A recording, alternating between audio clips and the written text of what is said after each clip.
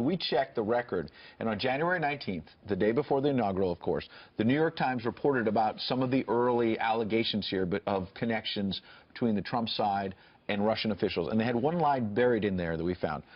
One official said intelligence reports are based on some of the wiretapped communications, and they had been provided to the White House, the wiretap communications. The White House on January 19th was the Obama White House.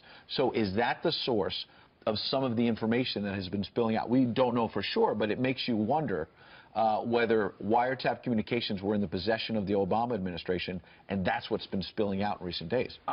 If you're asking me, I mean, I don't know for a fact, obviously, Ed, but it would seem to me that this is the beginning of the, it's like you remember in Iraq, you walk down a road and there's one IED, and then about 20 yards or 20 meters forward, there's another and another on the other side. You know, I think that you are going to see now the bam, bam, bam. Now we're going to start seeing the leaks because these are political operatives now left over from the Obama administration. I do believe that they have planted landmines, and I think it's going to be a very unsettled and violent period as this Russian cancer is now unveiled to the public.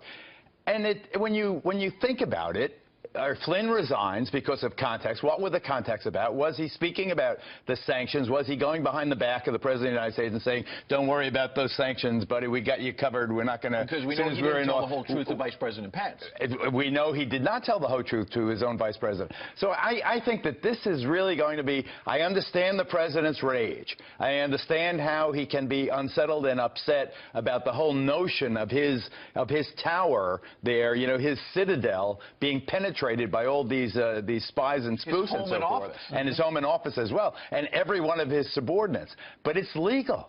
It's legal. If there is it would seem to me they had to convince a judge. So the judge had to sign off on the warrant, which makes it legal. Possibly legal. We don't know if they went further with it or went wider or not. So you're saying if the sitting president wants to wiretap the person that is running, that's the nominee, I guess, at that point, right? October. And the president's already endorsed Hillary Clinton.